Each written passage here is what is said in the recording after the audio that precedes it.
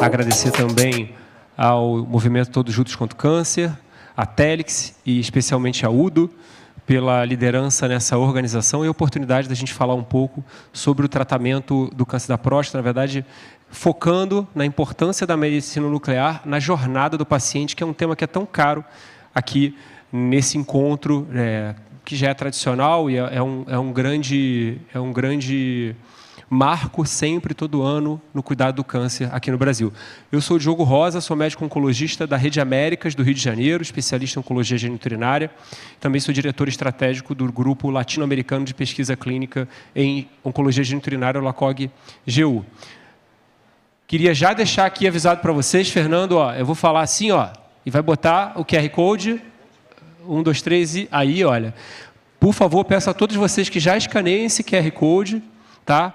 Tem gente que diz que ele bloqueia o WhatsApp, não é verdade, mas talvez seja, mas não é verdade, mas talvez seja.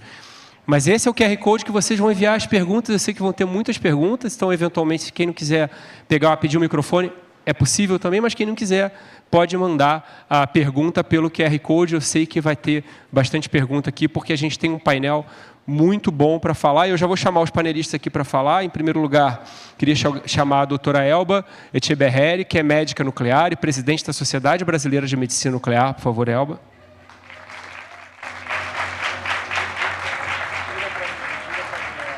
Doutor Rony de Carvalho Fernandes, que é médico urologista, professor da Santa Casa e presidente da Sociedade Brasileira de Urologia. Doutora Ana Carolina Borges, que é médica nuclear da UDO e do Hospital da Mulher. E o meu amigo doutor André Sassi, que é médico oncologista do Grupo SOEM de Campinas e também diretor da SBOC. Por favor, André. E sem mais delongas, podem sentar, eu já passo a palavra para a doutora Elba para falar um pouco sobre a importância da medicina nuclear no câncer da próstata. Elba, por favor. Ou se você quiser falar aqui. Vamos ver. Boa tarde a todos. Vamos ver se aqui fica melhor para vocês. Acho que vou ficar aqui. Obrigada. Queria agradecer o honroso convite. Então, o meu papel aqui hoje vai ser falar para vocês da importância da medicina nuclear no câncer de próstata. Então, como o painel vai trazer colegas que atuam na área, eu vou falar para vocês, primeiro, o que é a medicina nuclear. Porque daí todo mundo vai entrar na mesma página quando eles começarem a falar como eles atuam no dia a dia. Então, a medicina nuclear é uma especialidade médica que realiza diagnóstico e tratamento usando substâncias radioativas. Então, essas substâncias radioativas nós chamamos de radiofármaco.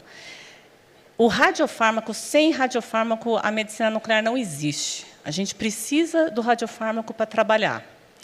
Ele é composto de um material radioativo que está ligado a um fármaco, que é uma molécula qualquer, que a gente quer estudar. Então, vamos supor que eu queira estudar câncer. E o câncer, por exemplo, um fármaco como a glicose, o câncer consome glicose. Então, o que eu posso fazer? Para eu enxergar a glicose que uma célula de câncer consome, só tem um jeito. É marcar essa glicose com material radioativo. Então, é isso que a gente faz. A gente transforma essa glicose num radiofármaco. E já vou fazer um parênteses. Não adianta parar de comer açúcar achando que isso vai resolver, não vai ter câncer. Não é assim que funciona, tá? Mas o câncer consome glicose, alguns deles. Então, quando eu faço essa transformação, aí eu substituo lá uma parte desse fármaco por um elemento radioativo, flúor, por exemplo, flúor 18. Agora eu tenho flúor desoxiglicose, eu tenho glicose radioativa.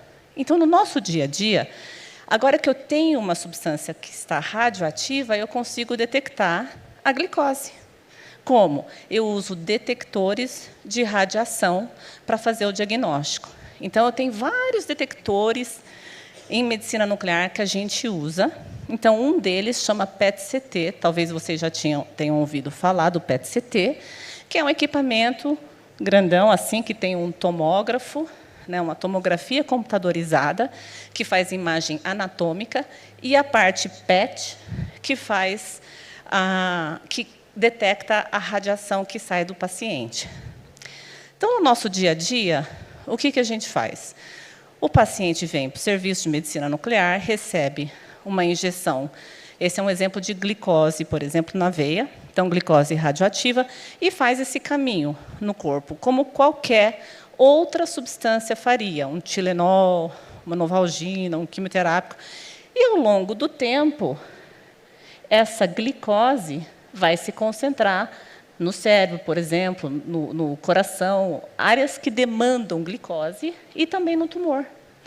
Então, dentro aqui desse tumor, a gente tem tudo esse azulzinho são as moléculas de glicose que tem essa bolinha verde, que é o material radioativo. Esse material radioativo aqui dentro, ele decai dentro da célula do tumor, aí ele encontra um outro no ambiente, e aí ele libera 2 raios que vão ser detectados nesses anéis no detector do equipamento chamado PET. Bilhões desses fenômenos formam a imagem que a gente estuda no nosso dia a dia. Então, a gente junta metabolismo, essa glicose toda radioativa, junto com a imagem anatômica, funde isso daqui, e aí a gente tem agora essas áreas que brilham, que são a glicose radioativa, e a gente sabe onde está. Está no pulmão, aqui é o câncer de pulmão, já está espalhado aqui para os gânglios linfáticos no tórax. E é assim que a gente trabalha. Então, no nosso dia a dia, a gente olha a imagem do corpo inteiro, por exemplo. Né? Aqui, está vendo o cérebro, consome muita glicose. A gente usa bastante glicose para pensar. E aí a gente pode vai para frente, vai para trás na imagem, para ver se espalhou esse tumor. Então, aqui está o tumor. Né? Então, a gente consegue dar zoom, trocar a janela, olhar a tomografia, ver o pulmão, enfim. Então, tem várias... tudo isso é o que a gente faz no nosso dia a dia. Então, agora que eu expliquei como que a gente trabalha, vamos falar de diagnóstico com um exame para câncer de próstata. Então, o exame que eu quero falar para vocês chama PET-CT com PSMA. O PSMA é uma molécula também, que nem aquela glicose, só que essa molécula ela está muito presente no câncer de próstata. Então, essa molécula aqui, se eu conseguir ligar o material radioativo, eu enxergo essa molécula. Né? Então, eu ligo o flúor 18, por exemplo, que é um elemento radioativo, e faço a mesma coisa, injeto no paciente e olho o corpo do paciente aonde se concentrou o PSMA. Então, esse é um exemplo de um exame normal. Tá? Esse paciente com câncer de próstata não tem lesão. Esse aqui é um paciente com câncer de próstata cheio de lesão. Todos os pontinhos pretos que vocês estão vendo nessas áreas que agora, então, por exemplo, aqui você vê que acho que a ponteira não está, vocês não estão conseguindo ver, né, o laser. Tá. Então, tem no braço, tem nas costelas, toda a coluna vertebral, bacia, aqui no fêmur. Então, ele tem doença espalhada. Ok. Então, o PSMA PET-CT é um exame que tem indicações. Ele está indicado para você estadiar um paciente. Estadiamento primário que a gente chama. Quer dizer, quando o paciente foi diagnosticado com câncer de próstata e a gente quer avaliar a extensão da doença. Não são em todos os casos, mas são casos que têm tumor de alto risco, risco intermediário desfavorável, enfim. Outra aplicação é recidiva bioquímica, quando o tumor volta. Então, aí ele tem indicação também. a gente pode usar o exame para planejar uma radioterapia, para planejar uma terapia outra sistêmica, que eu vou mostrar mais para frente para vocês, monitorar essa terapia sistêmica e até fazer cirurgia radioguiada. Sabe aqueles detectores que eu mostrei?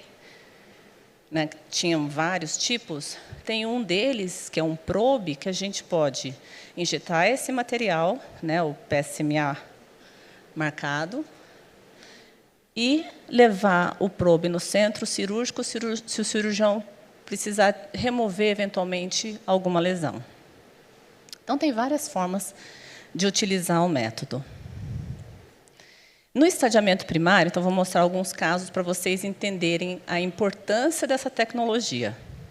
Então, esse é um caso de um paciente com 57 anos, que foi diagnosticado recentemente com tumor de próstata, e ele tinha um PSA, aquele exame de sangue, né, muito elevado. Então, foi solicitado um PET-CT com PSMA. Então, o que a gente vê aqui? Aqui embaixo é o tumor da próstata. Tudo isso aqui, na pelve, são os gânglios linfáticos, que estão todos infiltrados de doença, que vai subindo até a região do tórax, e tem também lesões no osso aqui, no úmero, no ilíaco, aqui um osso aqui da bacia. E a gente consegue identificar lesões até em áreas que é difícil ver, né, como é essa daqui, um gânglio aqui numa região chamada reto cural, muito difícil de diagnosticar.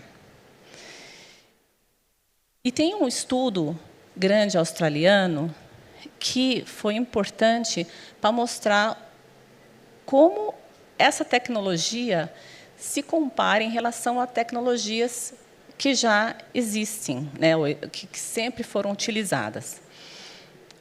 O que esse estudo basicamente mostrou? Que, quando você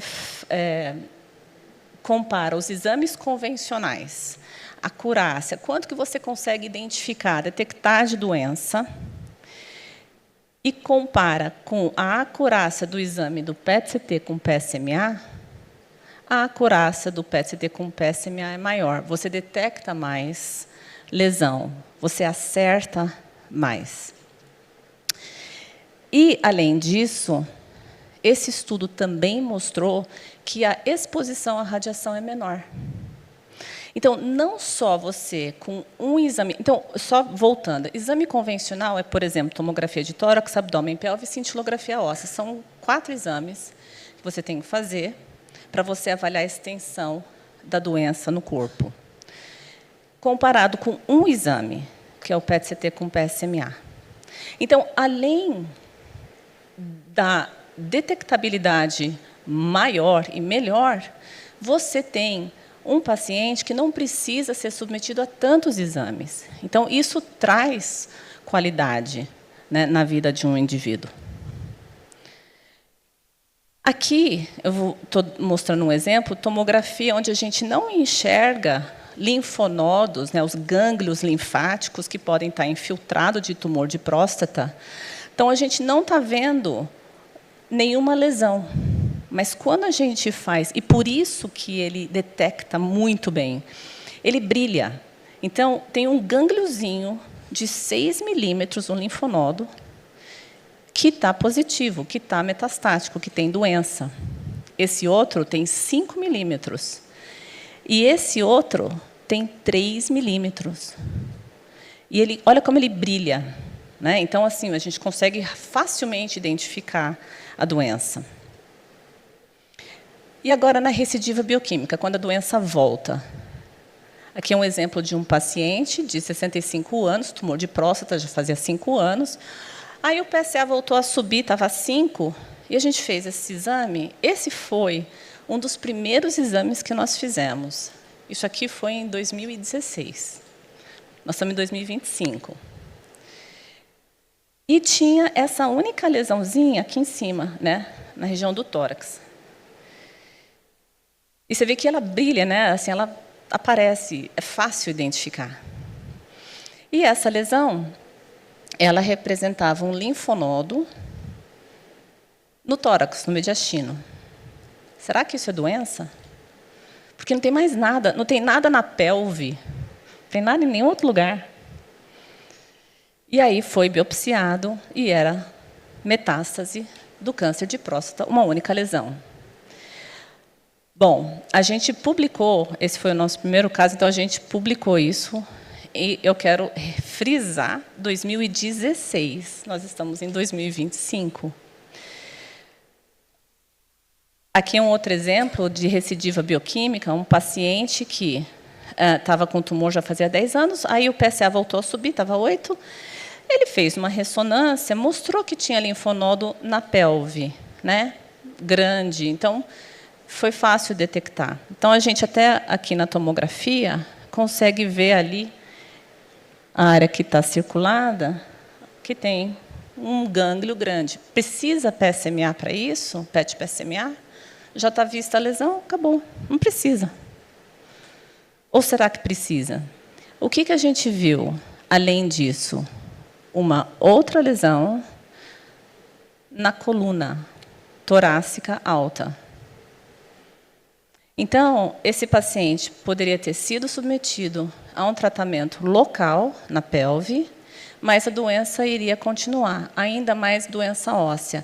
Então, aqui, o planejamento de radioterapia foi feito, e aí esse paciente ficou com o PSA zerado.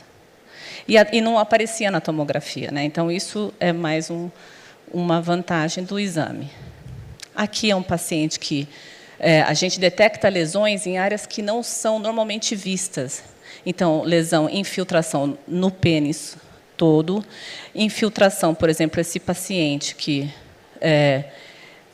teve uma metástase no testículo, super difícil de identificar. Então, a gente consegue identificar esse tipo de lesão.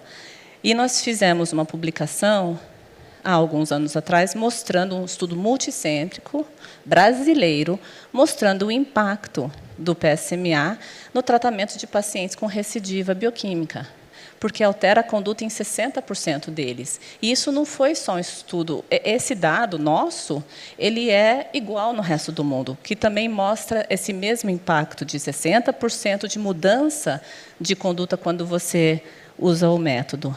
E eu só queria frisar que a gente publicou isso em 2018. Bom, para terminar, eu vou falar para vocês do planejamento de um tratamento, como que o exame PET-CT com PSMA pode ser usado para planejar tanto um tratamento sistêmico, quanto avaliar a resposta ao tratamento. Então, quando a gente olha o exame, a gente tem condição, tudo que está cor-de-rosa aqui é doença, é câncer de próstata disseminado, metástases do tumor. Então, a gente consegue estimar como é que será que vai ser uma resposta ao tratamento baseada nessa imagem.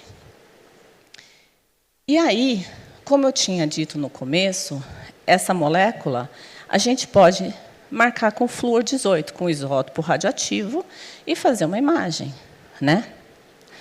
Então, vamos pensar o seguinte, se eu marco e faço um exame de PET-CT para identificar, o que eu posso fazer agora? Eu posso trocar esse material radioativo por um material que tem propriedade de tratar.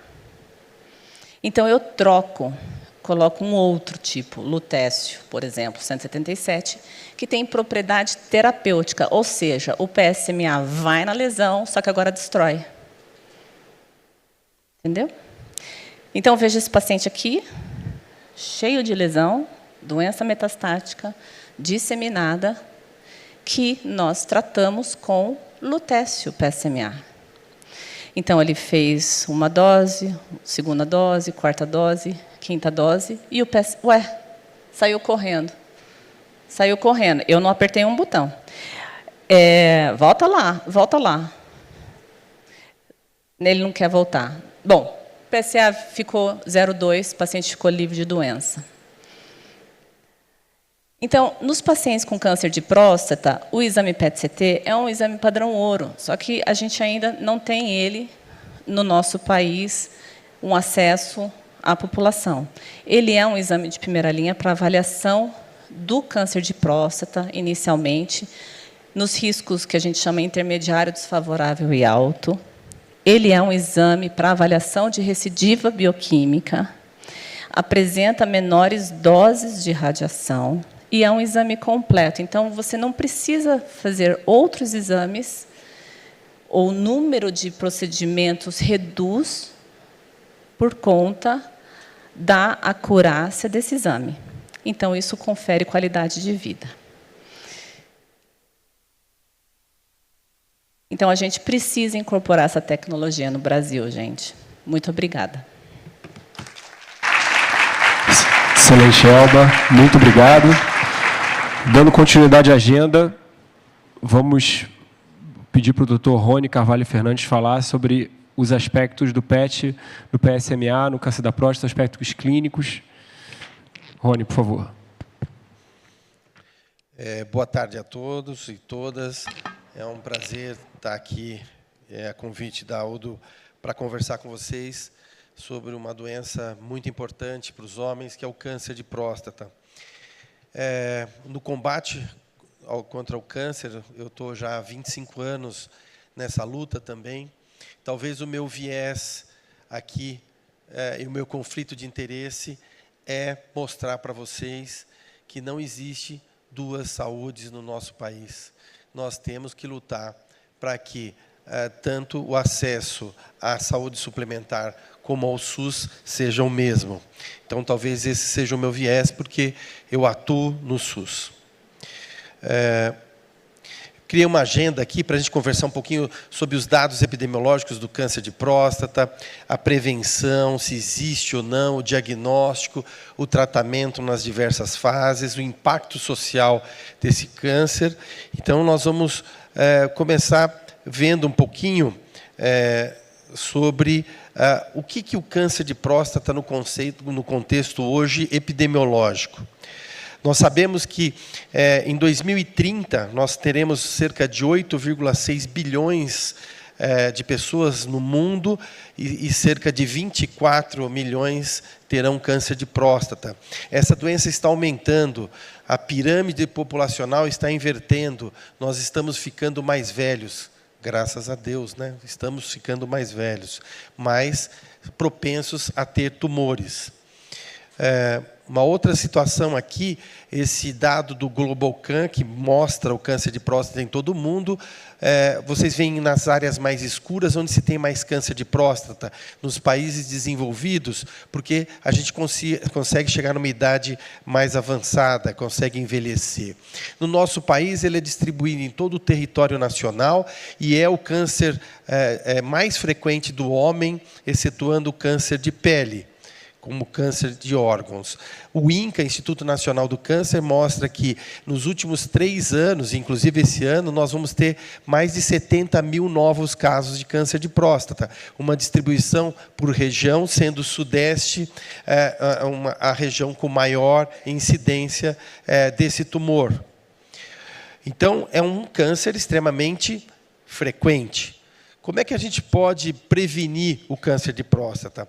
A prevenção, ela se divide em 2 grupos, a primária e a secundária. A prevenção primária é onde a gente vai evitar a exposição a algum tipo de agente, o HPV, em alguns cânceres do colo do útero, câncer de cabeça e pescoço, industrialização no câncer de bexiga.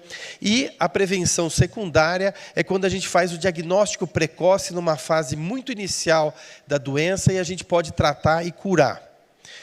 Nós estudamos muitas coisas para o câncer de próstata, medicamentos, alimentos, suplementos, e nenhum deles comprovou que existe a prevenção para o câncer de próstata. Então, o que nos sobra é realmente fazer o diagnóstico precoce.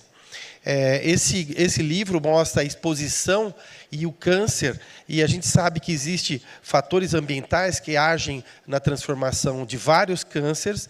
Hoje, mais de 900 tipos de agente, a gente convive com isso no dia a dia, mas não tem um agente ligado diretamente ao câncer de próstata.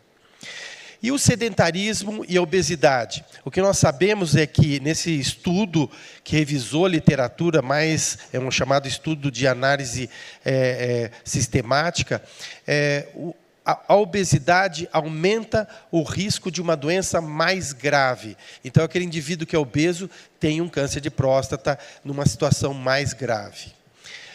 Os grandes vilões para o câncer, então, obesidade, infecção, irradiação e alcoolismo, isso pela Organização Mundial de Saúde, nós sabemos que, para o homem, o risco de se ter um câncer de próstata ao nascer é em torno de 9% a 16%. Aos 50 anos, quase 20%. E aos 80 anos, 50%. Então, é um tumor do envelhecimento. Importante também a história familiar, nós vamos comentar isso aqui, e alguns hábitos de vida, como alimentação, estilo de vida, atividade física, podem diminuir a obesidade, consequentemente, o câncer, o tratamento é mais fácil para nós. Em relação à raça e cor, nós sabemos que ela é mais frequente nos indivíduos negros, né, onde o Ministério da Saúde coloca nos seus cards esse tipo de perfil de paciente. E também estudos mostram que ele é mais agressivo neste grupo de homens. A origem do câncer se dá pelas mutações que a gente tem no nosso DNA. Nós sofremos mais ou menos 2.000 mutações ao longo de um dia, pela exposição que a gente tem e por viver. E isso é tudo reparado, consertado, então muitos não têm câncer. Mas quem não repara, quem não trata essas mutações, pode desenvolver o tumor. E aí a linhagem familiar, que é o câncer que se tem, que passa de familiares, nós sabemos que se tiver um parente de primeiro grau é 2 vezes mais, se tiver 3 parentes, 10 vezes mais chance de se ter um tumor. Como suspeitar de um câncer de próstata? Nós sabemos que a próstata é um órgão pequeno, ela está participando da reprodução, ela produz parte do líquido seminal que sai junto com o espermatozoide, é um órgão que tem o formato de um pêssego, o tamanho de uma noz e o peso de uma ameixa, e fica bem posicionada aqui, logo abaixo da bexiga, envolvendo o canal da uretra. Como a gente suspeita de um câncer de próstata? Conversando com o paciente, fazendo história, sabendo da história familiar, o toque é muito importante, o exame de sangue conhecido como PSA, exames de imagem como ressonância e, mais recentemente, o uso do PET de PSMA, onde a gente pode identificar lesões dentro da próstata.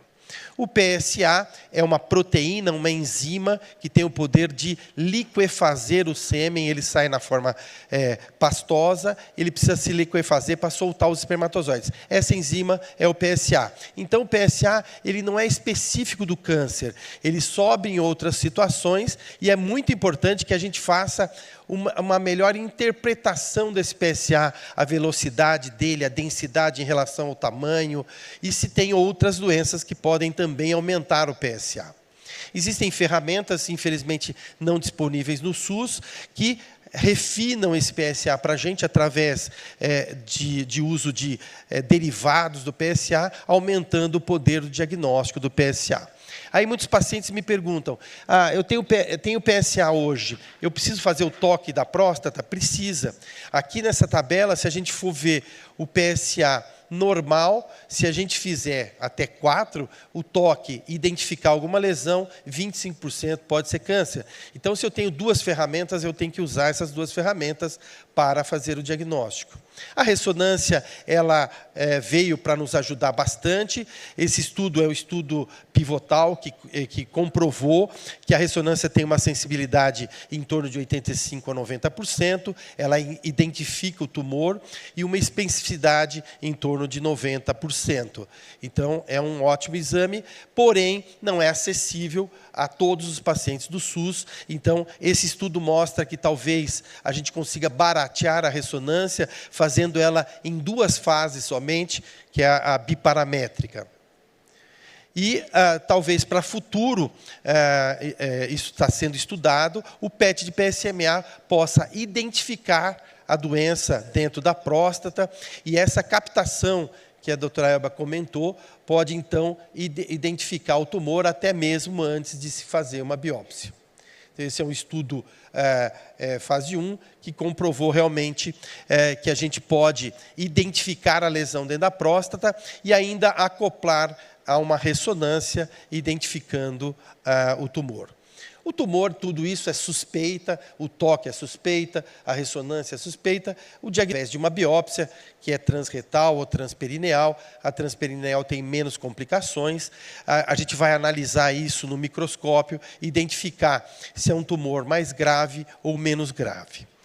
Uma dúvida que se tem é o rastreamento. Nós devemos hoje buscar o câncer de próstata de forma populacional? A gente deve buscar em todos os homens? Não, a gente tem que selecionar quais são os homens que realmente merecem ser submetidos a um exame de toque, a um PSA, não precisa fazer em todo mundo. São homens dentro de uma faixa etária onde esse tumor é mais frequente. E a mortalidade desse tumor? Ela não é tão frequente como outros tumores, o tumor de pulmão, o tumor de pâncreas, que são altamente fatais. Por quê? Porque quando a gente consegue tratar o câncer de próstata, a gente transforma essa doença muito frequente em uma doença mais crônica e consegue seguir esses homens. Então, um rastreamento ideal é uma doença frequente, o câncer de próstata é frequente, utilizar métodos que fazem diagnóstico, a gente tem a ressonância, o toque, o PSA, tem um custo-benefício e ter uma melhora na qualidade de vida. É aqui que pega, e principalmente o INCA e o poder público fala, eu vou diagnosticar um câncer de próstata, vou tratar e eu posso mudar a qualidade de vida desse homem em relação à sua ereção e à sua continência.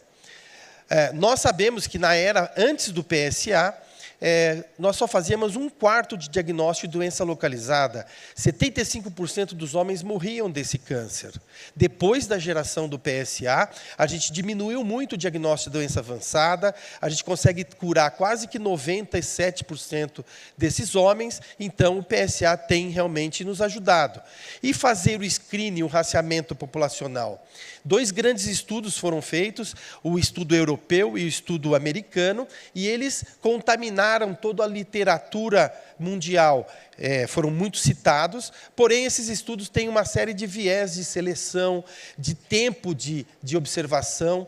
Um deles acompanhou homens somente 9 anos, o outro 7 anos. Muitos desses pacientes já tinham feito o PSA em algum momento da vida. Então, esses estudos que dizem que não há necessário fazer o rastreamento, foram estudos desenhados e com conclusões muito duvidosas. Mas isso também contaminou os Estados Unidos e uma força-tarefa determinou que não precisava mais fazer rastreamento em 2012. Isso teve um impacto, teve um aumento do número de casos de câncer de próstata avançado, e isso foi para a mídia, e o US Task Force voltou atrás, indicando novamente o rastreamento. Por quê? Foram rever, depois de 22 anos desses estudos que foram publicados, dizendo que não haveria necessidade de fazer o rastreamento, e com 22 anos de segmento desses homens que fizeram o diagnóstico, a gente consegue rastrear 200 homens, fazer diagnóstico em 9 e curar, evitar uma morte. Então, existe sim uma redução de mortalidade quando a gente fala em rastreamento populacional. E é por isso que a Sociedade Brasileira de Urologia recomenda que homens entre 50 e 75 anos decida com seu médico, decisão compartilhada, e se tiver algum histórico na família acima dos 45 anos, e depois de 75 anos, com uma expectativa de vida menor que 10 anos, a gente pode, talvez, deixar de fazer esses estudos de rastreamento. O rastreamento, hoje, se estuda, o ano passado, na Confederação Americana de Urologia, um rastreamento genético da população. Esse foi um dos estudos, mostrando que se um homem aos 50 anos, com menos de 50 anos, tem um PSA acima de 1, que é considerado normal, se ele fizer um exame genético e tiver uma mutação, esse homem tem que ficar seguir mais perto, porque ele pode desenvolver um tumor. Como, então, a gente deve fazer o estadiamento do câncer de próstata? O estadiamento local, se a doença está na próstata, invadindo algum órgão ou à distância. E nós utilizamos vários exames, tomo de tórax, de abdômen e cintilografia. E a gente sabe que o PET de PSMA pode suprimir todos esses exames e mostrar a lesão com mais sensibilidade e especificidade. Classificar esses tumores somente com PSA, com Gleason, que é as chamadas classificações de risco, muitas vezes utilizando questionários ou nomogramas que vão classificar esse risco, pode deixar passar um tumor mais grave. Então, eu faço uma analogia aqui com vocês. Se a gente tiver dentro de uma caixa 3 embriões de 3 animais diferentes, um sapo, uma tartaruga e uma ave, o que nós sabemos é que a tartaruga jamais vai sair de dentro da caixa. Esse é um tumor indolente, um tumor clinicamente não significante, que não merece tratamento. Já, se for um sapo, ele vai pular fora da caixa durante o crescimento do embrião e vai disseminar localmente. E a ave vai dar metástase, então vai voar para longe. Então, nós precisamos identificar se a gente já tem algum local onde esse tumor pode estar.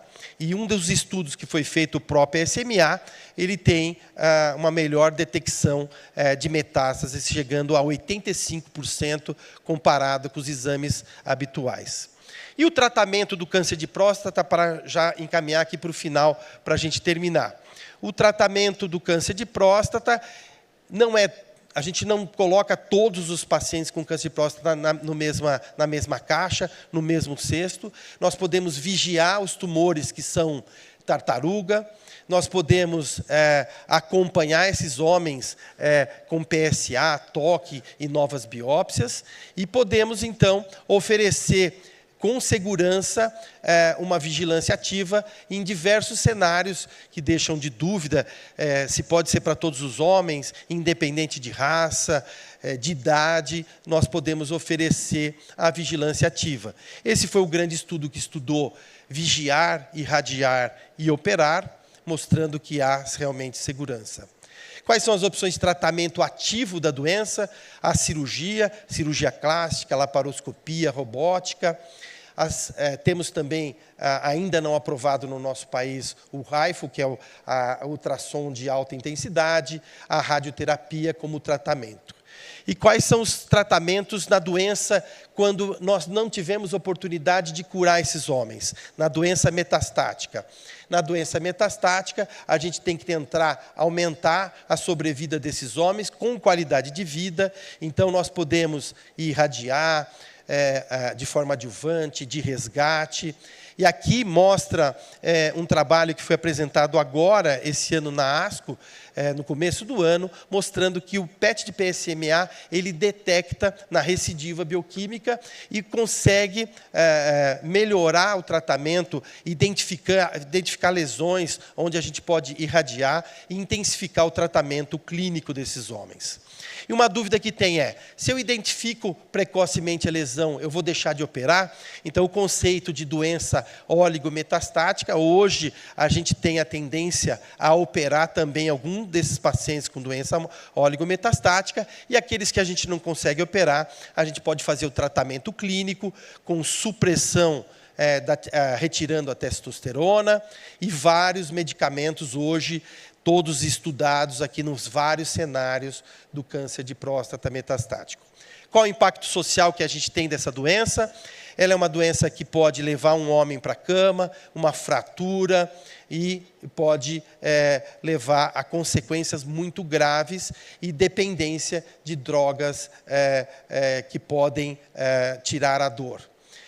já foi falado, já falou sobre formas de tratamento da doença metastática utilizando o PET de PSMA, marcado com outras substâncias como o lutécio e o actínio. Recomendo a leitura deste livro, O Império de Todos os Males, o Câncer, e lembrar que a gente tem que manter os princípios de Hipócrates: curar quando possível, aliviar quando necessário e consolar sempre os nossos pacientes num tratamento mais humano e mais sensível e buscar controlar a dor desses pacientes. Como conclusão, rastreamento sim, diagnóstico e tratamento também sim, se possível utilizar o PET de PSMA.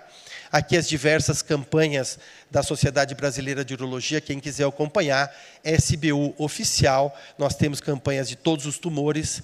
Eu sei que o cobertor é curto, mas nós precisamos utilizar de forma mais racional o investimento público para o tratamento dos nossos pacientes. Deixo o convite para quem estiver por próximo de Florianópolis, agora em novembro, nós vamos ter a UroWeek, a semana inteira que nós vamos ficar em Florianópolis, fazendo mutirões de cirurgias em homens que estão em fila de espera para retirada de sonda, cursos práticos, e temos convidados internacionais. Então, venham para a Ilha da Fantasia e a Ilha da Magia, que é Florianópolis, e já deixo o convite para o meu congresso 2027, 100 anos da nossa sociedade. Muito obrigado, meus contatos.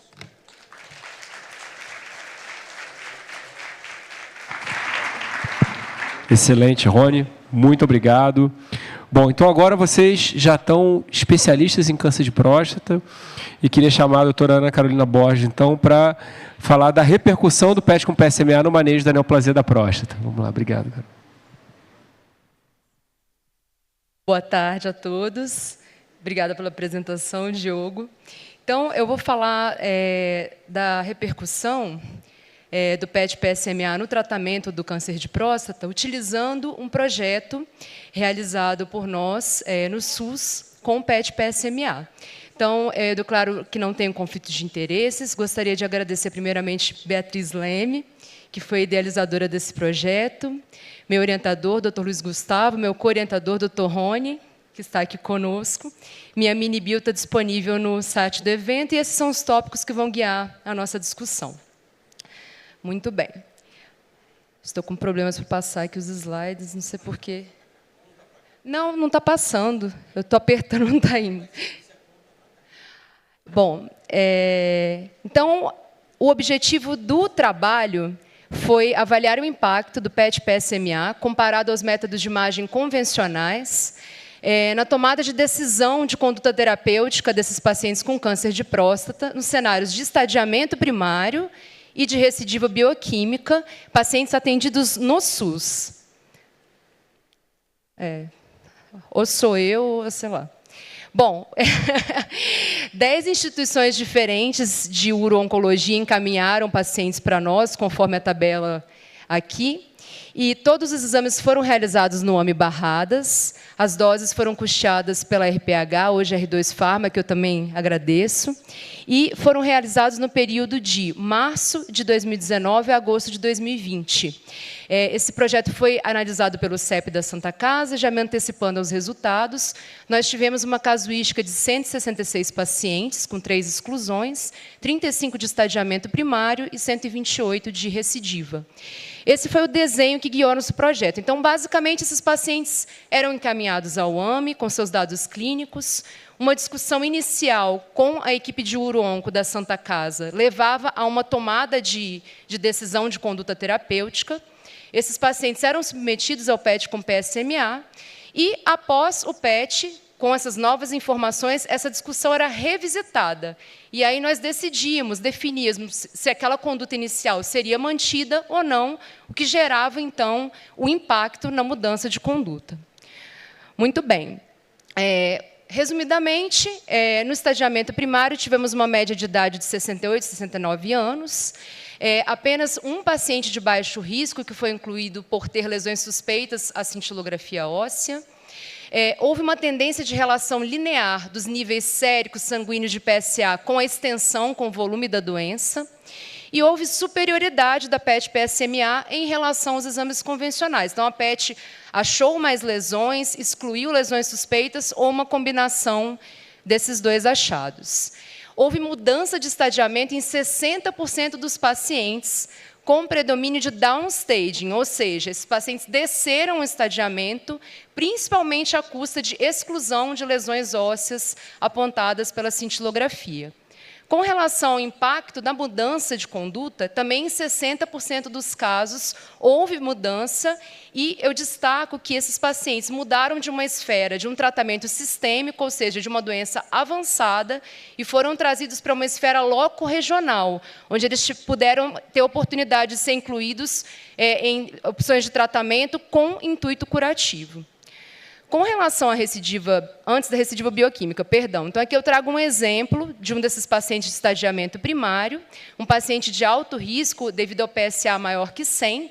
Então, aqui 2 imagens de fusão nos cortes axiais do PET-PSMA, mostrando o envolvimento da próstata e das vesículas seminais, e o PET foi capaz de excluir o envolvimento à distância e também regional de gânglios linfáticos.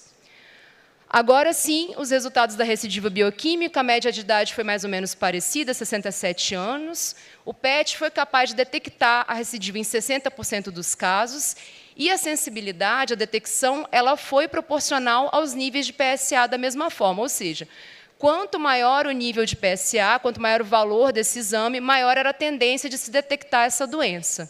E comparando com os exames convencionais, também houve superioridade, 60% do PET, comparando com 41% de detecção por esses métodos convencionais. Com relação ao estadiamento, houve mudança em 51% dos pacientes, mas nesse cenário houve upstaging, ou seja, esses pacientes mudaram para um estágio mais avançado porque o PET foi capaz de detectar mais lesões do que os métodos de imagem convencionais. Com relação ao impacto na mudança de decisão, na decisão terapêutica desses pacientes, houve uma mudança em 36% dos casos. Nesse grupo, havia 2 grandes subgrupos. Pacientes que haviam sido tratados primariamente com cirurgia, prostatectomia, com mudança de 35%, e pacientes que tinham sido submetidos primariamente à radioterapia, com mudança também de 42%. Da mesma forma que no estadiamento, houve um predomínio de esses pacientes migrarem de um tratamento mais avançado para um tratamento com potencial remissão de recidiva, ou seja, um tratamento locorregional, através da exclusão de lesões à distância, mesmo tendo um predomínio de upstaging nesse cenário. Então, aqui um outro exemplo, 3 cortes do PET-PSMA, um paciente que havia sido tratado com cirurgia e depois tinha sido tratado também com orquiectomia bilateral, que é uma das opções para reduzir, para induzir o bloqueio hormonal, uma opção cirúrgica. O PET, então, detectou a recidiva no leito cirúrgico e excluiu as lesões ósseas pontuadas pela cintilografia e gânglios também que tinham sido pontuados pela tomografia computadorizada. Esse outro caso é bem interessante, a gente levou para o Congresso Brasileiro de Medicina Nuclear em 2022, um caso parecido com o que a Elba apresentou. Então, paciente tratado com cirurgia, depois radioterapia de resgate, e nem o PET, nem os métodos convencionais tinham apontado lesões no abdômen, em nenhum lugar do abdômen. Mas o PET foi capaz de detectar esse nódulo pulmonar que está apontado na seta verde na tomografia e gânglios linfáticos torácicos que foram confirmados pelo anatomopatológico como metástases do câncer de próstata. Muito bem, então, qual que foi a discussão, então, esses achados no nosso projeto? Sim, o PSMA foi superior aos métodos convencionais, isso já tinha sido pontuado pela literatura, inclusive pela casuística brasileira que a Elba mostrou. Não é à toa que guidelines consagrados mundialmente, como os da NCCN, já dispensam a realização desses exames desde 2021. E quando a gente estadia de forma mais acurada, quando a gente determina o volume de doença de forma mais precisa, isso impacta diretamente na escolha do tratamento, isso otimiza recursos e a gente ganha tempo e qualidade de vida, né? Além disso, a mudança de conduta da nossa casuística ela foi compatível com os achados de literatura nos dois cenários, tanto no estadiamento quanto no cenário de recidiva. E a gente foi uma surpresa agradável, uma constatação agradável, que ele foi reprodutível num ambiente tão complexo e tão heterogêneo como o do SUS. E também pontuando mesmo a nossa casuística de recidiva bioquímica, que era mais heterogênea em função de subgrupos no que se refere a diferenças de tratamento, por exemplo, presença ou não de bloqueio hormonal, isso também se mostrou reprodutível em relação à casuística já publicada. Bom, esse projeto rendeu alguns frutos, como essa publicação da casuística de estadiamento. Nós somos convidados para escrever as reflexões dessa revista, que é uma publicação bem típica desse jornal, que fala sobre o passado, presente e futuro em relação ao projeto que foi publicado, e também a casuística de recidiva bioquímica, que foi publicada posteriormente em outro jornal. Então, por que o PET-PSMA ele precisa ser incluído no SUS? Então, ele já vem sendo ampliado cada vez mais na saúde suplementar, precisa ser mais ampliado. Em São Paulo, a gente já tem uma disponibilidade maior, mas nos outros estados tem muita heterogeneidade de disponibilidade, porém, no SUS, ele ainda não está disponível. E como a gente sabe que o SUS é baseado nesses 3 pilares, a equidade aqui se destaca, porque a gente precisa mitigar essa divergência de acesso, essa desigualdade de recursos. E a custo-efetividade desse exame já foi comprovada em outros países, como Austrália, países europeus, Estados Unidos, aqui tem um estudo espanhol, e já há uma tendência também no Brasil, como mostra aqui esse estudo multicêntrico, publicado em 2024, mostrando que o PET pode evitar procedimentos desnecessários, pode ganhar tempo, enfim. Além disso, ele é capaz de avaliar a resposta do paciente avançado, metastático, como nenhum outro método, e pode indicar o tratamento com o lutécio, que a gente espera que também, num futuro não tão distante, seja também disponibilizado para os pacientes do SUS. Concluindo, o método oferece benefícios indiscutíveis. Então, ele pode indicar um tratamento com potencial curativo no estadiamento e também pode trazer esse paciente para uma potencial remissão numa recidiva. Ele permite individualização, evita excessos, evita subtratamentos. E, por isso, a sua ampliação de acesso é essencial e improtelável.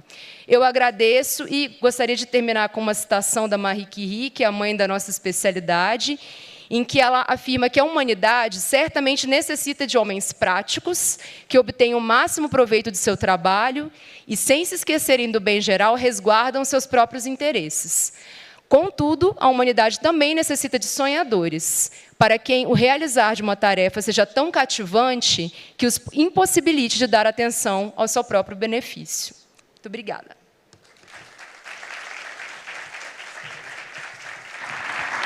Excelente, Carol, muito obrigado. E a última fala dessa parte, depois a gente vai passar para a discussão. Queria lembrar a todos, quem já está com o QR Code, já pode começar a mandar as perguntas, já vai chegar aqui para mim no tablet. Queria convidar o Dr. André Sassi para falar do impacto do PET-PSMA na saúde pública. Por favor, André. Obrigado, Diogo. Eu não tenho apresentação nenhuma para fazer para vocês, para acompanhar slides. Eu vou contar um pouco a minha prática e eu vou falar mais sobre pacientes do que sobre a doença e sobre o exame em si. Porque a gente hoje está falando muito sobre câncer, sobre exame, sobre procedimentos, e a gente às vezes esquece que a gente está lidando com vidas humanas e que as vidas das pessoas que estão na nossa frente é o que nos interessa. Eu sou oncologista clínico, trabalho no consultório privado e trabalho também no SUS, e vou falar um pouco da minha vivência do SUS, contando uma história rápida do seu José. O seu José tem 62 anos, vi semana passada esse paciente na PUC, mas ele poderia ser o pai, o irmão, o marido, o colega de vocês na sua rotina. Ele é um paciente que está no SUS. Em 2021, ele começou a O médico dele do posto de saúde falou que o PSA dele estava alterado, ele ficou ansioso, a mulher dele ficou mais ansiosa que ele, mas ele ficou ansioso também. Mas ele não tinha muito o que fazer, ele teve que repetir o PSA para descobrir se isso era verdadeiro ou não. Demorou um certo tempo, viu que o PSA realmente estava alterado, estava mais ou menos em nível de 15 a 20, era bastante alterado, ele ficou sabendo, procurou no Google, achou que podia ser câncer de próstata, e ele foi encaminhado para um especialista. Ele demorou, em Campinas, que é uma cidade desenvolvida e com saúde pública bem acessível e bem desenvolvida, ele demorou 8 meses para chegar num urologista, depois que teve o PSA alterado para a investigação. Esse urologista receitou antibiótico, falou que poderia ser prostatite, e pediu para ele tomar o antibiótico e repetir o PSA.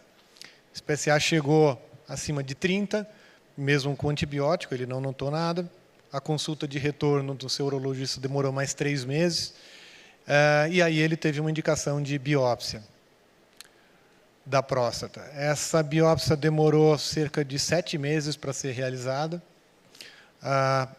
e o resultado demorou mais 2 meses para chegar na mão dele, do médico, e mostrou um câncer de próstata que foi considerado pelo urologista dele, que ele retornou pela equipe de urologia, como de alto risco. Esse alto risco era porque o PSA, nessa época, já estava em torno de 50, tinha um Gleason, que é uma nota que o patologista dá para o câncer de próstata, era uma nota alta, Gleason 9, e por conta disso o urologista solicitou, falou que o tratamento provavelmente era cirúrgico, mas ele tinha que fazer exames de estadiamento, que seriam tomografia de tórax, abdômen e pelve, e a cintilografia óssea. A tomografia, como era um caso de alto risco, a tomografia o Sr. José conseguiu fazer em 1 mês, e a cintilografia ele não conseguiu fazer. A fila do SUS para a cintilografia óssea demorava mais ou menos 1 ano, e esse não era factível com a espera. O Sr. José resolveu fazer uma vaquinha com a família e pagar uma cintilografia óssea particular.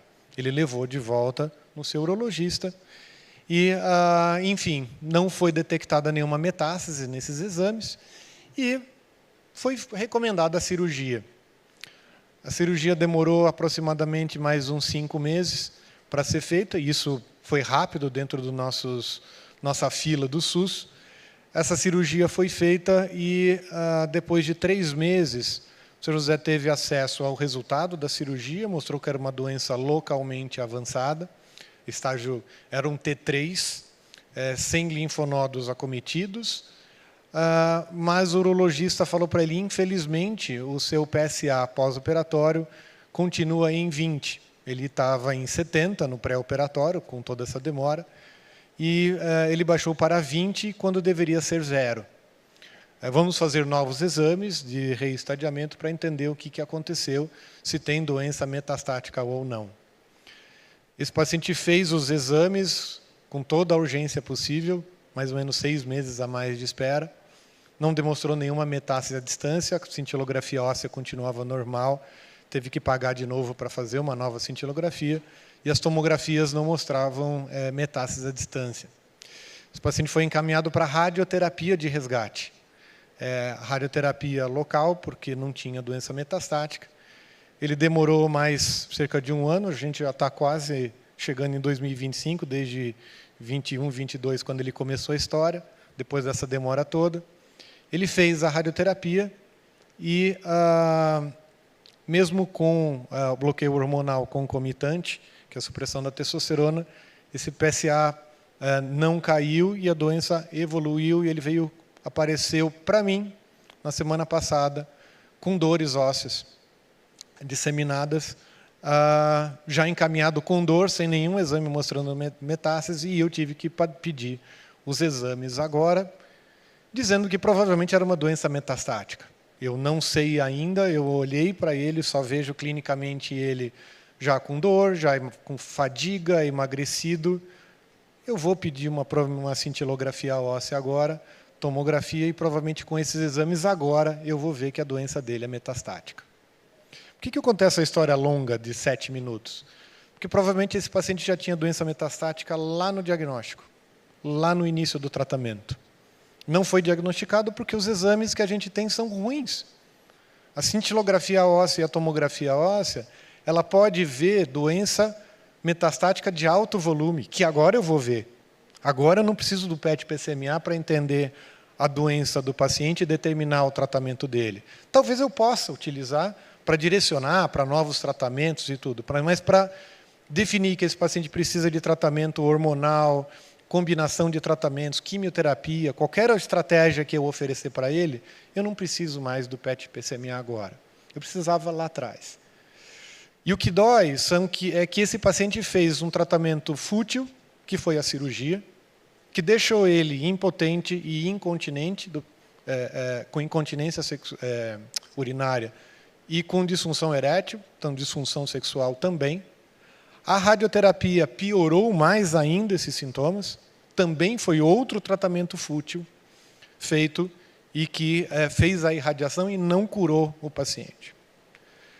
Quando a gente olha para dados da literatura que mostram que para pacientes de alto risco diagnosticados, o PET-PSMA muda em 30% o tratamento proposto do paciente. Então, ou para mais ou para menos. Ou ele indica a cirurgia quando o urologista não vai querer, mas muito mais frequentemente ele já detecta a doença metastática sem que haja detecção nos exames convencionais e eu evito um tratamento fútil, que é a cirurgia. Na recidiva bioquímica, quando o PSA volta depois da cirurgia, o PET-PSMA muda a proposta terapêutica em 60% dos casos. É uma quantidade muito grande. Eu evito tratamentos fúteis em 2 de cada 3 pacientes que eu faço o exame. Do ponto de vista econômico para o SUS, é um exame caro. Talvez seja luxo para o paciente fazer, eu quero diagnosticar. Não, eu evito tratamentos desnecessários. Tem um estudo do Erasto Gardner que foi publicado ano passado, que mostrou que para cada tratamento fútil evitado, você paga 2 exames de PET-PSMA.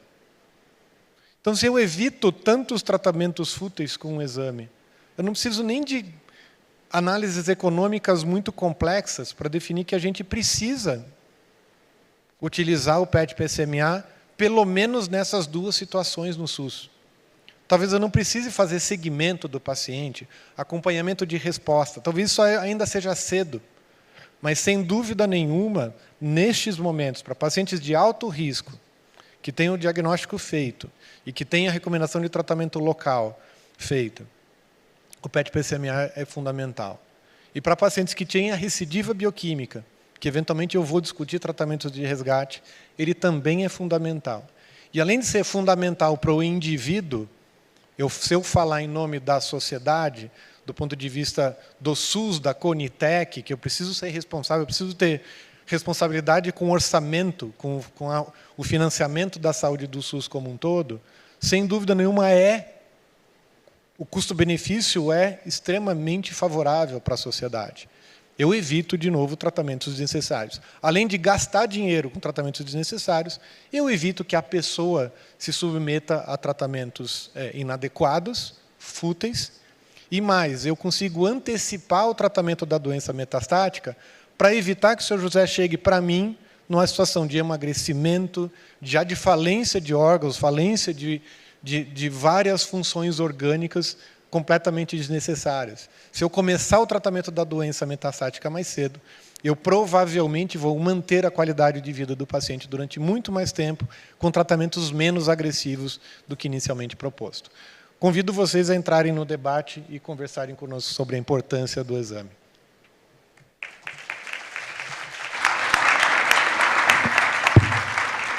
Muito bem, excelente, André, como sempre. Bom, queria pedir para colocar, então, o QR Code aqui. A gente já tem algumas perguntas, a gente tem meia hora para discussão, então dá para a gente poder tirar todas as dúvidas aqui. Queria começar... A gente tem algumas perguntas, o André já pincelou um pouco sobre esse tema, né? E aí, obviamente, quando a gente fala em saúde suplementar, os pacientes, na maioria dos casos, não têm acesso ainda ao PET com PSMA, não está no hall da ANS, muitos pacientes pagam esse PET, o preço fica entre 3 e 5 mil reais, se ele estiver na cidade dele. Se ele não estiver na cidade dele, ele tem que pegar um avião e ir, ou um ônibus, enfim, para ir, então tem o custo do deslocamento também. Mas se vocês tivessem aí, passando aí pelo painel todo, se vocês tivessem que elencar dentro da realidade do SUS, quais seriam aquelas indicações que seriam as mais assertivas e necessárias que a gente deveria começar? Porque, obviamente, que a gente não pode... Por exemplo, perguntaram aqui, um paciente que tem hiperplasia prostática deveria fazer PET com PSMA? A gente sabe que, se o cara quiser pagar, tem muito médico que pede, você sabe, né, Rony? O urologista, eventualmente... então quer pagar, faz. Paciente que fez uma cirurgia, o PSA está zerado, é diferente do caso do André. Mas eu quero fazer um PET com PSMA, que a minha filha é estudante de medicina, você acha que vale a pena? Então, se a gente tivesse que começar, vamos começar por algum lugar. Quais seriam as indicações que vocês consideram que seriam mais necessárias, aquele perfil de paciente que seria necessário para a gente começar a oferecer no SUS? Como o André falou, paciente estadiamento primário, tumores de alto risco e na recidiva bioquímica. Isso, quanto custa não fazer? Foi exatamente o que o André falou. Então, essas são as indicações que deveriam estar no SUS e na ANS. Ponto. Nesse momento. Concordo. Recidiva bioquímica e tratamento de doença de alto risco. Desculpa, diagnóstico de doença de alto risco. No consultório privado, eu trabalho com 2 operadoras que são verticalizadas, que são planos de saúde do próprio hospital onde eu trabalho, que é o Veracruz e outro, o Hospital Santa Teresa, lá em Campinas. Não são planos de saúde que dão acesso a tudo, que são multimilionários ou que são premium, aqueles que têm a torneira aberta. Eles são bem concisos e fazem estudos econômicos, e a gente ajuda eles a fazerem estudos econômicos. E eles pagam PET-PSMA para estadiamento primário nesses casos, no alto risco e na recidiva bioquímica. O plano paga, porque ele sabe, a gente mostrou para eles que é mais favorável pagar, tanto do ponto de vista do benefício oferecido, mas também para a economia do sistema como um todo. Então, assim, a gente não quer ser, quando a gente fala em economia em saúde, a gente não quer ser mercantilista e dizer que tudo tem que depender de dinheiro ou não. Mas, no final das contas, para ter permissividade de pagamento, para ter tudo, isso acaba entrando na conta. E eles já pagam. Então, nem sempre o paciente tem que tirar do bolso, nem sempre o paciente... Se a gente conseguir trabalhar bem, a gente consegue convencer gestores. Mas depende muito de negociação e de influência e de querer brigar por aquilo que a gente precisa. E acho que isso a gente tem que insistir, brigar com a ANS hoje e brigar com a Conitec hoje também, porque a gente precisa incorporar isso. Acho que, assim, do ponto de vista econômico, até é justificado também, mas individualmente, para cada pessoa, nesses 2 cenários, recidiva bioquímica e alto risco antes do tratamento inicial, fundamental. Carol, você pode falar um pouquinho, vou falar mais baixo aqui, você pode falar um pouquinho, obviamente que a gente está falando, quando a gente compara o PET, né? Então a gente só falou das vantagens, tem uma desvantagem que é a questão do preço, mas eu acredito que o PET com PSMA tem uma questão logística envolvida, que difere, por exemplo, da tomografia. A tomografia, o paciente só precisa fazer ali a imagem e ter o contraste necessário. A cintilografia também tem uma logística mais simples. Você pode falar um pouco da logística da realização do PET com PSMA, porque isso também tem sérias restrições aqui. Restrições eu não diria, mas tem pontos importantes em relação à realidade desse exame. Então, resumidamente, quando o paciente é submetido a um PET com PSMA, ele recebe essa injeção intravenosa, aguarda-se 50, 60 minutos e depois as imagens são realizadas. Então, aqui a gente já tem um primeiro gargalo que engana muitas vezes em termos de questões econômicas, porque ele é um exame um pouco mais demorado de se realizar, né? Quantas tomografias são realizadas em 1 hora, né? Muito mais do que esse paciente que está esperando para adquirir as imagens. Mas o que a gente tem que ter em mente só aproveitando o gancho para reforçar bem, é o que as informações desse exame, que trazem a informação estrutural da tomografia, aliada à informação funcional e molecular, trazem de impacto na conduta, tanto para evitar procedimentos desnecessários, quanto para individualizar o tratamento. E, claro que, sim, todos os fármacos que a gente usa para fazer o PET, eles são fármacos de mais alto custo, e também eles têm o que a gente chama de meia-vida, né, na física radioativa, que eles têm uma duração muito curta. Então, a rotina tem que ser muito azeitada, a engrenagem tem que estar funcionando muito bem para a gente manter a qualidade dessas imagens. Tá? Então, isso acaba centralizando os exames em grandes centros, né, como São Paulo, como a cidade de Campinas. Então, quando a gente fala de Brasil, seja de saúde suplementar, seja de rede pública, a gente enfrenta um outro desafio num país com a proporção que a gente tem de distribuição desse fármaco. Então, esse é um segundo desafio, mesmo que a gente amplie o acesso à distribuição, né? Como fazer com que os pacientes tenham acesso a esse exame ou como fazer que eles se desloquem para fazer esse exame. Então, a logística ela tem que ser rápida, ela tem que ser dinâmica, para manter a qualidade do exame, e, a despeito de toda essa diferença de custo, essa diferença de produção e de aquisição das imagens, já está mais do que provado que as informações proferidas e produzidas pelo esse exame, elas geram economia, qualidade de vida para o paciente como indivíduo e para o sistema como um todo. Então, basicamente, acho que é isso. Se quiser acrescentar, Elba. Acrescentar aqui, complementando o que a Carol falou, no nosso país, nós temos serviços de medicina nuclear de norte a sul, com equipamentos de PET-CT, capazes de fazer o exame, tanto no SUS, se tivesse incluído, quanto na ANS. A Sociedade Brasileira de Medicina Nuclear fez um estudo recente, agora, que está no Ministério da Saúde, mostrando, mapeamos o Brasil todo, e nós demonstramos que existe a capacidade de absorção do exame por todo o Brasil. O que a Carol mencionou que é muito importante é que a distribuição do radiofármaco para os serviços é uma logística mais complexa em medicina nuclear, porque ela depende de produtores nacionais. Isso é cíclico. Se você não tem o exame, você não tem o produtor. Se você não tem o produtor, você não tem o exame. Se a Conitec não autoriza, porque também não tem nem a equipe técnica de medicina nuclear inserida na Conitec para discussão do benefício das tecnologias para os pacientes do nosso país, então, esse ciclo não termina. Eu me lembro, porque eu sou um pouquinho mais velha, acho que todo mundo aqui, que há muitos anos atrás, no HC, eu sou mais velha, bom, pode ser, não sei, André, vamos lá, mas quando começou ressonância magnética, eu era interna ainda lá na USP, fazendo medicina, que tinham discussões,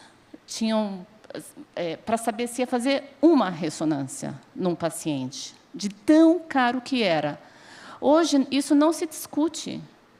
Você não se discute se você vai ou não fazer uma ressonância, mas a medicina nuclear deu um passo muito errado quando ela resolveu que a incorporação de uma tecnologia ia depender da indicação do exame, que não é o que acontece com as outras. Ressonância, você pede ressonância, ponto. Não é ressonância para o rim direito, porque esse pode, e o rim esquerdo não é isso, entendeu? É ressonância. Medicina nuclear, não. São as indicações que são feitas de forma paulatina, e isso tem emperrado esse país nos últimos 15 anos. Então, a gente precisa mudar isso, essa forma de abordagem na Conitec, porque o Brasil, hoje, ele faz muito menos muito menos do que os nossos vizinhos Argentina, Chile e os Estados Unidos em termos de procedimentos de medicina nuclear por causa das regras que foram criadas como se um estudo brasileiro fosse absolutamente necessário e o brasileiro fosse de um outro planeta, né? E não planeta Terra. Então, nós somos um país que nós temos condições de absorver, mas a gente precisa realmente incorporar da forma correta sempre. Mas o país está com os seus equipamentos prontos para atuar para o SUS. Você me permite aproveitar aqui a experiência e a presença aqui da presidente da sociedade e conversar um pouquinho. Hoje, alguns lugares do SUS já fornecem PET, mas outro tipo de PET. A gente consegue fazer PET de FDG. Então, existe a estrutura para fazer o PET de FDG. Por que não o PET PSMA? Aí eu vou transferir uma outra pergunta.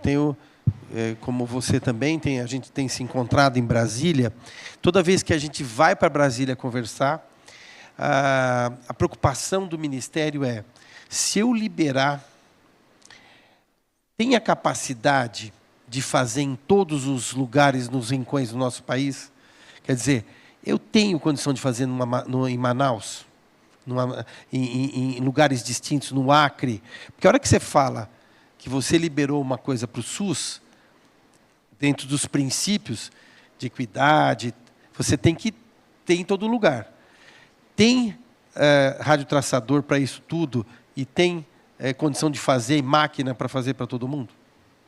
Então, o estudo do Ministério que nós fizemos mostrou que, sim, todo o país está mapeado. Inclusive, você apontou muito bem, porque se você tem um PET, você tem o equipamento, você precisa do radioisótopo, o radiofármaco, que é o PSMA marcado com flúor 18, ou, enfim, galho 68, você pode fazer até no seu próprio serviço. Se você recebe FDG, para fazer PET com glicose, você recebe para fazer PET com PSMA. Quer dizer, o produtor, ele entrega, né? Então, nós temos poucos produtores nacionais ainda hoje, com amarras muito pesadas, regulatórias, que isso também foi até... Ontem estava na audiência pública para a gente discutir a regulação aqui no Brasil, que ela é muito diferente dos países que fazem... Enfim, a gente está amarrando o país, a gente precisa tirar essas amarras, mas existe, sim, essa possibilidade. Acho que foi nessa linha a tua pergunta, né?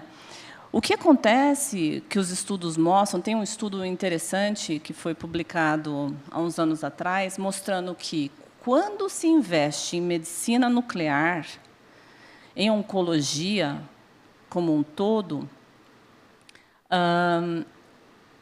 $1 investido, o retorno é de $12 no mundo.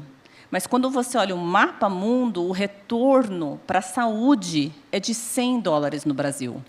Então, é muito alto e a gente não está ajudando a população com essas amarras que a gente tem. Então, a gente precisa realmente mudar isso.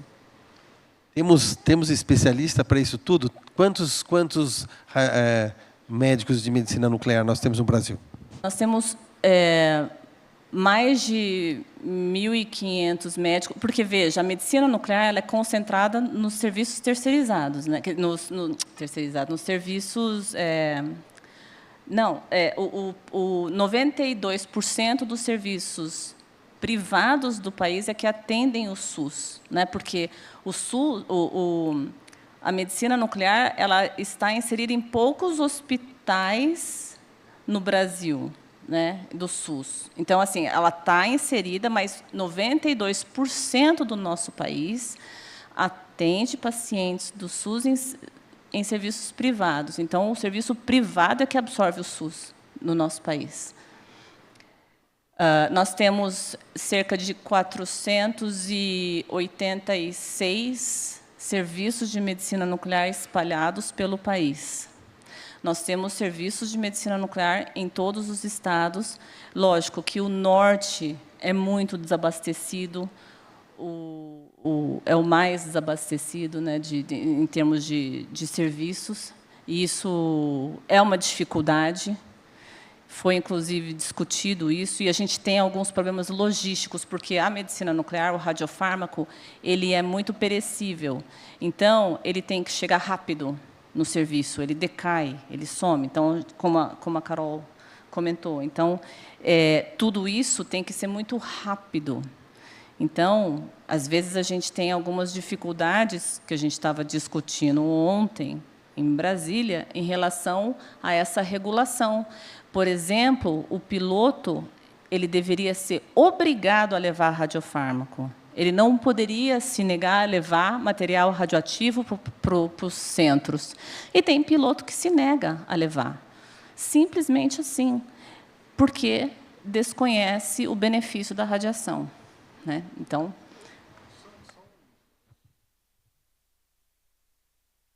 só um comentário para contrapor essa questão do número, que esse discurso é antigo, né, de não termos capacidade e capilaridade para indicar no SUS por conta disso. Se a gente pensar nas unidades de alta complexidade para tratamento do câncer, a gente tem no Brasil menos de 400, somando o CACOM e o NACOM. Então, assim, era como dizer que a gente não tem capacidade para oferecer tratamento do câncer, seja quimioterapia, radioterapia. Se a gente pensar em radioterapia, são muito menos centros ainda. Então, assim, a gente está para trás em acesso para o SUS, para várias especialidades diferentes. Mas você tem mais centro de medicina nuclear do que centro de alta complexidade para tratamento do câncer. Agora, Elba, então, uma pergunta, então, nesse caso, pelo que você está falando, e aí, juntando com o que o André falou, a gente tem duas questões aí. Uma é se o centro hoje é capaz de produzir toda a estrutura necessária para fazer o PET com PSMA, se ele pode fazer, se o governo vai pagar. E uma outra, se o paciente não tem acesso a esse local, e aí faz numa clínica privada, conveniada ao SUS, como é que o SUS vai pagar? São duas coisas diferentes, ou seja, vamos dizer, por exemplo, que você está no hospital universitário, então tem perguntas aqui nesse sentido. Você está no hospital universitário, onde tem estrutura para produzir radiofármaco. Ele poderia produzir o PET com PSMA para oferecer aos pacientes dele? Uma pergunta prática, assim. Poderia produzir o PSMA ou com galho ou com flúor para produzir, para fazer para os pacientes dele, mesmo não sendo reembolsado pelo SUS?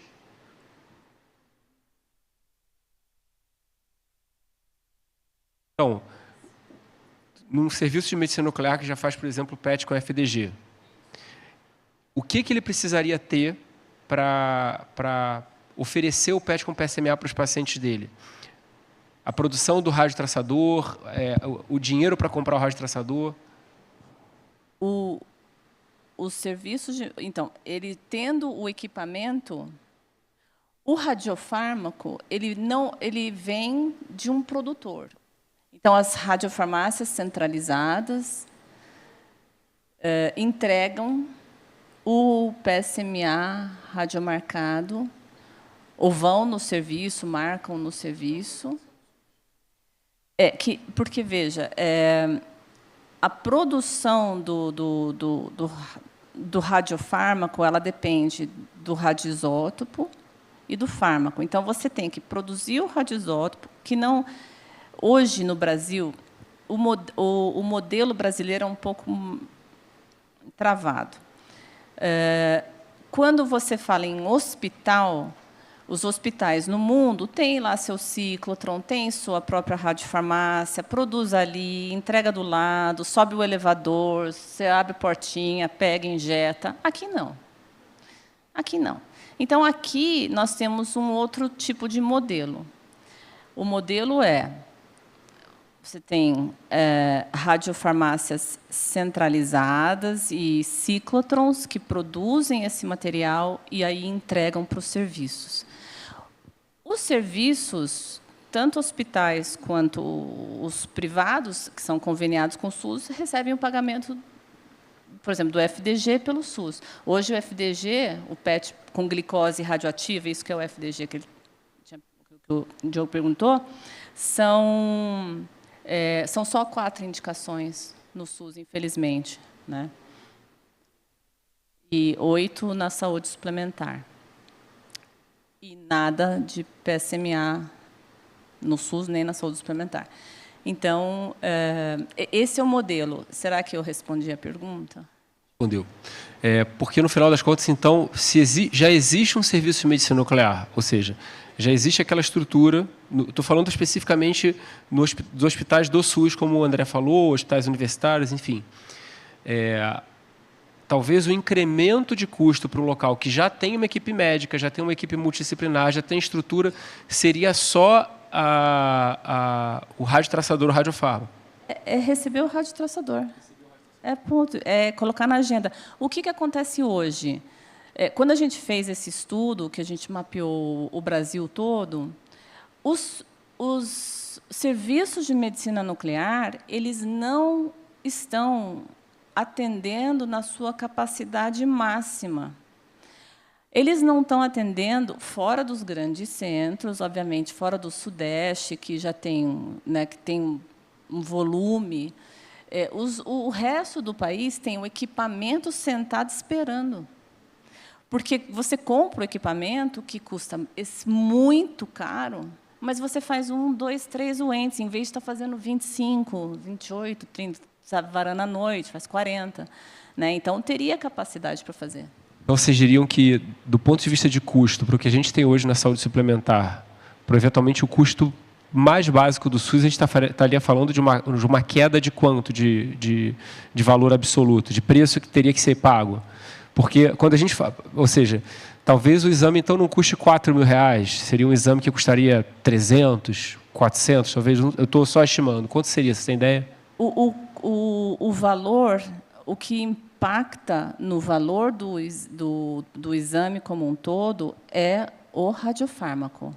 Porque tudo que a gente, infelizmente, no nosso país, os insumos são importados. O radiofármaco, hoje, ele deve estar custando em torno de uns 2.000, mais ou menos, para um paciente. Então, quando você aumenta a escala, você consegue reduzir esse custo, que é a mesma coisa que acontece com qualquer exame, como era a ressonância no passado.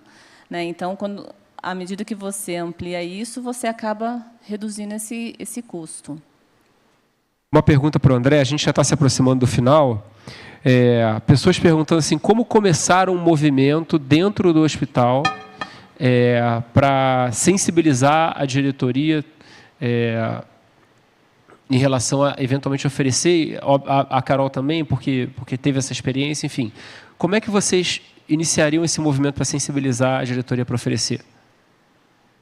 Acho que depende muito do custeio e do formato do hospital. Existem vários hospitais que têm os núcleos os NATs, né, os núcleos de avaliação de tecnologias, que são excelentes sementes locais para fazer esse tipo de avaliação, porque têm capacidade para fazer avaliação técnica e avaliação de custos também. E acho que a própria mobilização da Sociedade de Medicina Nuclear, a Sociedade de Oncologia Clínica, a Sociedade de Urologia, acho que essa mobilização também parte dessas especialidades, de fomentar dentro das pessoas que tecnicamente podem atuar, desenvolverem e atuarem junto com dossiês para, eventualmente, fazer uma parte mais central. Mas eu entendi que dentro dos hospitais, dentro da sua realidade, como eu fiz, dentro de um hospital privado que tem uma operadora verticalizada, é individual. Você conseguir, você adquirir informação técnica, fazer um documento técnico e provar de forma confiável que aquilo é factível, que aquilo é economicamente viável e de que aquilo, o tanto benefício que vai trazer do ponto de vista pessoal é também garantido do ponto de vista econômico, para poder justificar e sensibilizar gestores em saúde. Como o André comentou, depende muito do hospital, do serviço de saúde público, mas, por exemplo, a gente vê muito nos serviços que são geridos por OS, que as empresas que prestam serviço, elas costumam ter uma certa autonomia, uma certa liberdade para fazer, por exemplo, PET com PSMA. Eu conheço alguns poucos serviços que oferecem para os pacientes do SUS aquela prestação de serviço específica. Mas isso é uma agulha no palheiro, né? A gente não está melhorando nada, né? A gente não está promovendo equidade. Claro que é melhor que nada, Mas, assim, eu acho que a medicina nuclear ela cresce muito, mas, ainda assim, eu acho que falta muita divulgação para a própria população geral. Prova disso foi o que a Elba acabou de reportar, do desconhecimento, até por medo de radiação, medo que as pessoas têm pânico de radiação, de chegar a ponto de um piloto se recusar a levar um radioisótopo que seria utilizado para fazer exames e que, se ele não levar, ele vai para o lixo. Não é que ele vai voltar. Como eu comentei, eu fiz questão de detalhar um pouco a logística de realização específica do exame, para que vocês entendam justamente isso. Tudo tem que ser muito rápido. Então, se esse fármaco não chega, ele vai para o lixo, ele não pode ser estocado, né? Ele não tem como dizer, vou botar ali no estoque do serviço para usar amanhã. Isso não vai acontecer.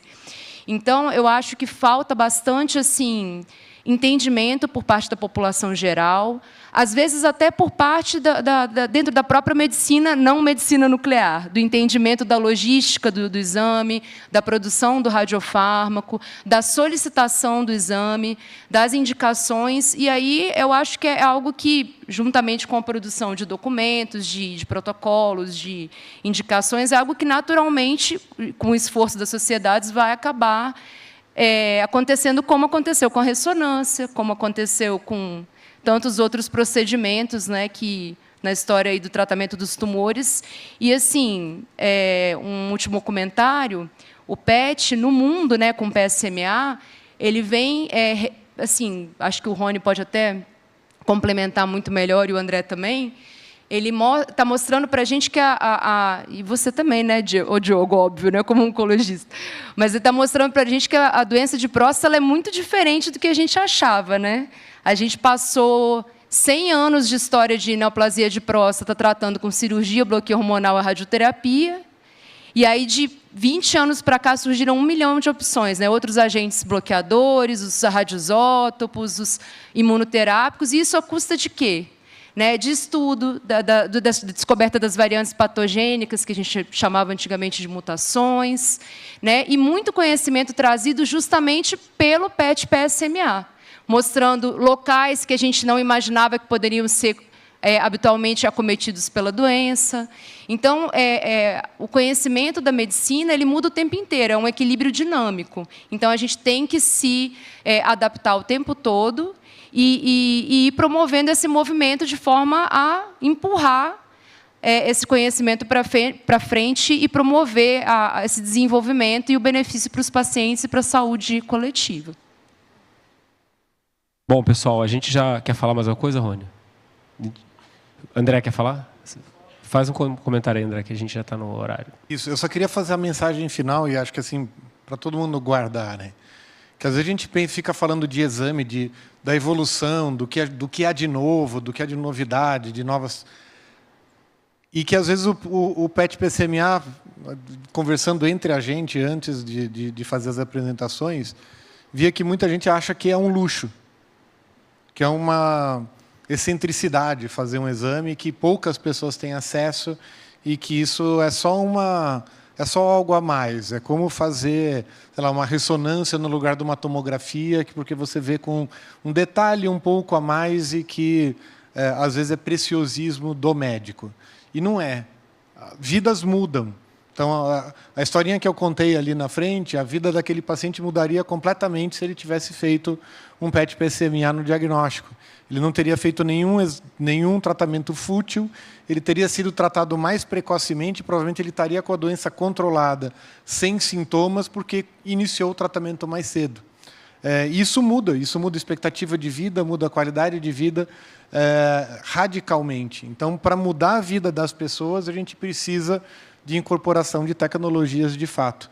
E quando a gente fala de avaliação de tecnologias, de novo, a gente fala de economia em saúde, avaliação técnica e tudo, na verdade, a gente está avaliando a vida das pessoas da nossa frente. A gente tem uma responsabilidade com as pessoas que estão que a gente está cuidando. Então, cuidar de pessoas é isso, é disponibilizar os exames que são importantes na hora certa. E acho que para isso que a gente vai ter que lutar e vai ter que mobilizar todo mundo mesmo para entender o que é o exame, por que precisa e por que as pessoas precisam naquele momento. Bom, pessoal, excelente.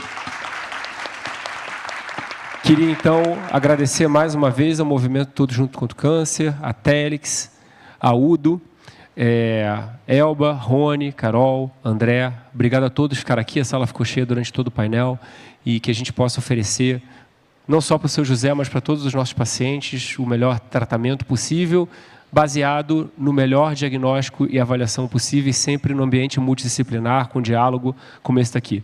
Muito obrigado.